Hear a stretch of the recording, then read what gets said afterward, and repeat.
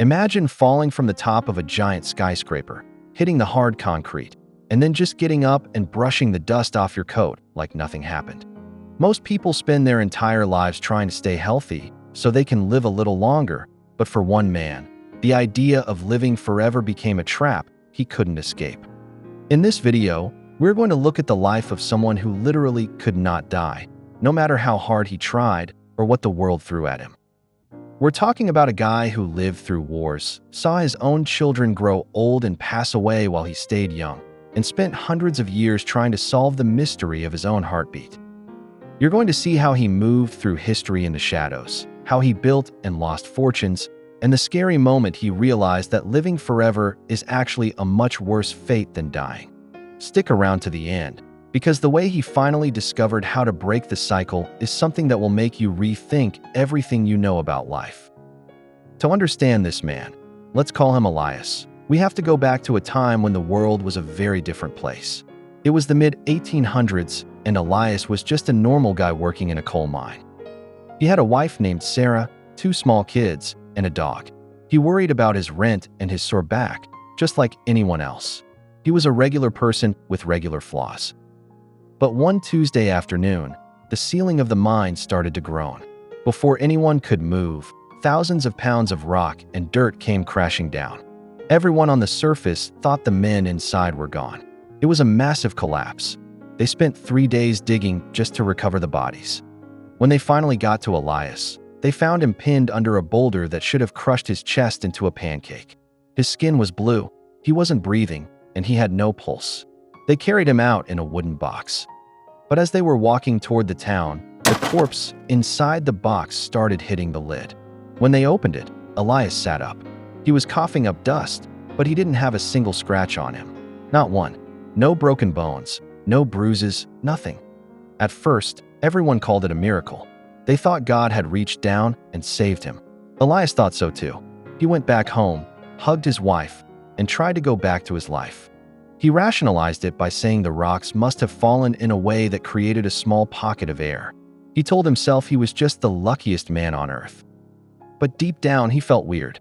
He felt a buzzing under his skin, like his blood was made of electricity. He didn't feel tired anymore.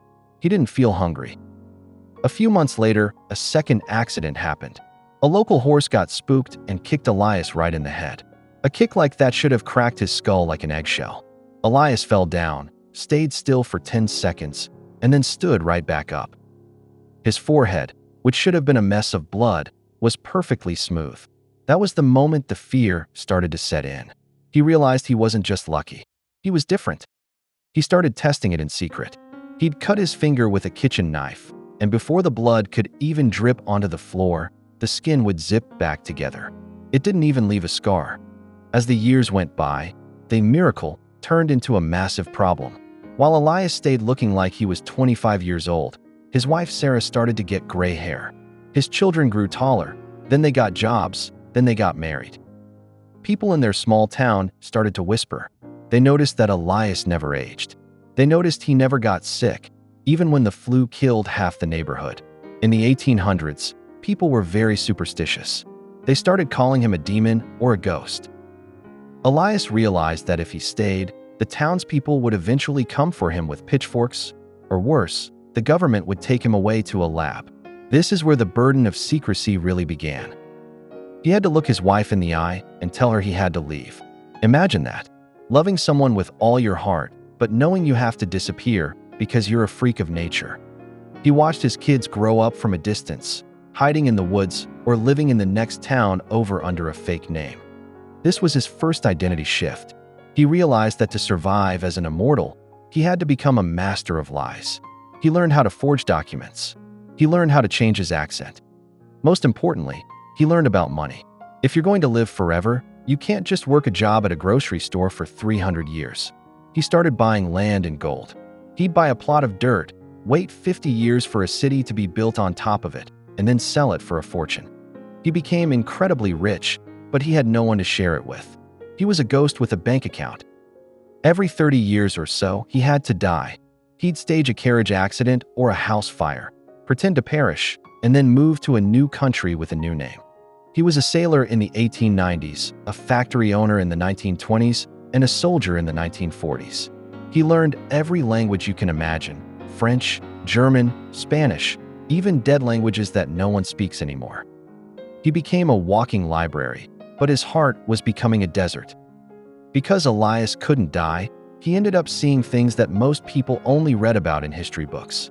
He stood on the streets of London when the first light bulbs flickered on. He saw the transition from horses and buggies to roaring car engines. But the hardest part wasn't the technology, it was the wars. Elias felt a weird sense of duty, so he joined the army multiple times. He figured that if someone had to be on the front lines, it should be the guy who can't get killed. But this brought a special kind of trauma. In World War I, he was stuck in the mud of the trenches. He was hit by artillery shells that should have blown him to pieces. He felt the pain. That's the thing people forget. Immortality didn't mean he didn't feel pain. It just meant the pain didn't end in death. He felt every bullet, every burn, every broken bone. He would die in the mud, wait for his body to put itself back together, and then crawl out from under a pile of bodies. Over time, he started to lose his connection to humanity. When you live for 200 years, human lives start to look like the lives of butterflies. They're born, they flutter around for a tiny bit, and then they're gone. He stopped making friends. What was the point? He'd just have to watch them get old and die in 50 years. He stopped falling in love because the pain of losing Sarah had stayed with him for a century. He became a soldier who cannot be killed, but inside, he was just a man who was exhausted. His moral compass started to spin in circles. When you don't fear death, you don't really fear anything. He could jump off a bridge just to see what it felt like. He could walk into a fire to save a cat. But he also became cold. He saw the same mistakes being made over and over again. He saw leaders start wars for the same greedy reasons. He saw people hate each other for the same silly excuses. He had seen it all before, and he started to feel like the world was just a movie he had seen 1,000 times. By the time the year 2000 rolled around, Elias was in a bad way. This is what experts call immortal apathy. He didn't feel joy anymore. A sunset wasn't beautiful because he had seen 70,000 of them. A steak didn't taste good because he'd eaten 1,000,000 of them. He was numb. The biggest struggle was his memory. A human brain isn't designed to hold 300 years of data. He started to forget things. He forgot what his mother's voice sounded like. He forgot the color of the front door of his first house. He had to keep thousands of journals just to remember who he used to be. He felt like he was losing his mind, drowning in a sea of memories that didn't feel real anymore. He started a lonely quest to find others like him. He spent decades traveling to the most remote parts of the world, the mountains of Tibet, the jungles of the Amazon, the dusty corners of Egypt. He looked for legends of the undying or the eternal ones. He found plenty of stories, but he never found another person who could survive a bullet to the heart. He was truly, completely alone. He started wrestling with religious questions. Was he cursed by a demon? Was he a glitch in the biological system of the universe? Or was he some kind of new evolution? He went to priests, scientists, and monks. The scientists wanted to cut him open to see how his cells worked. The priests told him he was an abomination. The monks told him to find peace in the stillness. But none of them had an answer for why he was still here. Then, things got dangerous. In the age of the internet and cameras everywhere, it became almost impossible to hide. A secret organization, a group of very wealthy people who wanted to live forever, started tracking him. They noticed a man in old photographs from the 1900s who looked exactly like a billionaire in the 2020s. They became his nemesis. They didn't want to kill him. They wanted to capture him and keep him in a cage forever so they could study his blood. For the first time in a long time, Elias felt a different kind of fear, the fear of being a lab rat for eternity. Elias decided that he had lived enough. The gift of immortality had become a heavy chain around his neck. He didn't want to see the year 3000. He didn't want to see the world change anymore. He just wanted to sleep and not wake up. He used his massive fortune to fund his own secret research. He hired the best geneticists in the world, telling them he was looking for a cure for a rare blood disease. What he was actually looking for was a way to turn off his healing factor. He studied his own DNA. He found that his cells didn't have telomeres that shortened, the things that usually make us age. His cells were in a constant state of perfect repair. It was like his body was stuck in a loop. When the science didn't give him a quick answer, he turned to the occult. He looked into ancient myths about anchors. An anchor is an idea from old legends that says an immortal person is tied to something in the physical world. As long as that thing exists, the person can't die.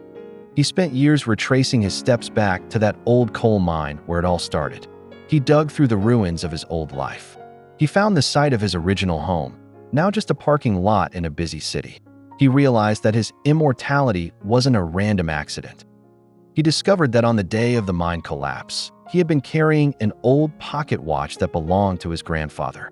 His grandfather had been an alchemist, a man who played with the secrets of life and death.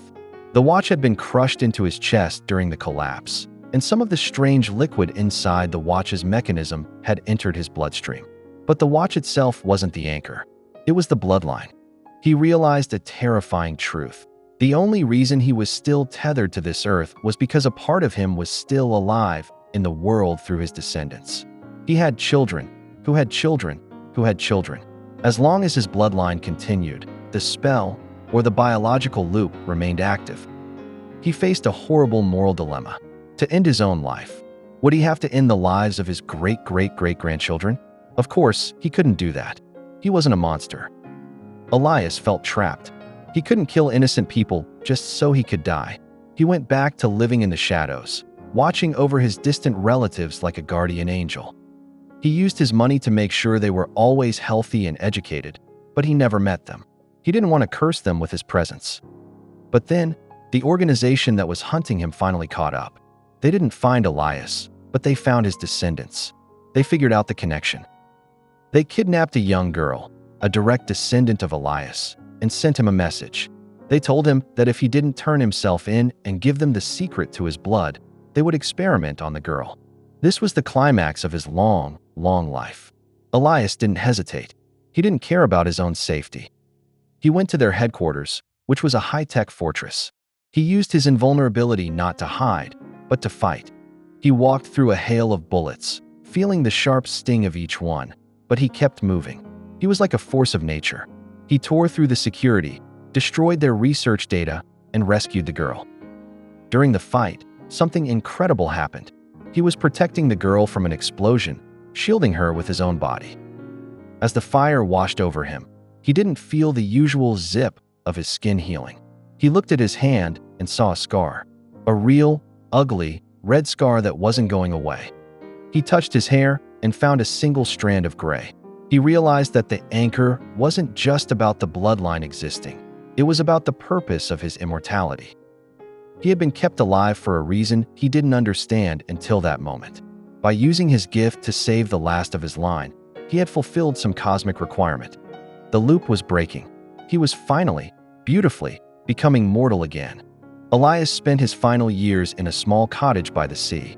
He wasn't rich anymore. He had given most of his money away to charities and to his descendants through anonymous trusts. He spent his days gardening and watching the waves. For the first time in centuries, he felt tired in a way that felt good. He felt his joints ache when it rained. He felt his eyesight getting a little blurry. He loved it. Every wrinkle on his face felt like a trophy he had earned. He spent a lot of time reflecting. He realized that life is only special because it ends. When you have an infinite amount of time, nothing matters. A conversation doesn't matter because you can have it tomorrow. A friendship doesn't matter because you'll outlive it anyway. But when you know your days are numbered, every cup of coffee tastes better. Every sunset is a miracle because you know you only have a few hundred left. He wrote one final book, not a history book, but a book of advice for the living. He told people not to rush. He told them that the boring moments are actually the best parts of being alive. He told them that the pain of losing someone is a gift because it means you were lucky enough to love them in the first place. One morning, Elias didn't get out of bed. He wasn't in pain. He just felt very, very heavy. He looked out the window at the sun rising over the water. He thought about Sarah, his first wife. He thought about his kids from the 1800s. For the first time, their faces were clear in his mind again. The fog of memory had lifted. He took a deep breath, closed his eyes, and finally, after centuries of waiting, The man who couldn't die passed away peacefully in his sleep.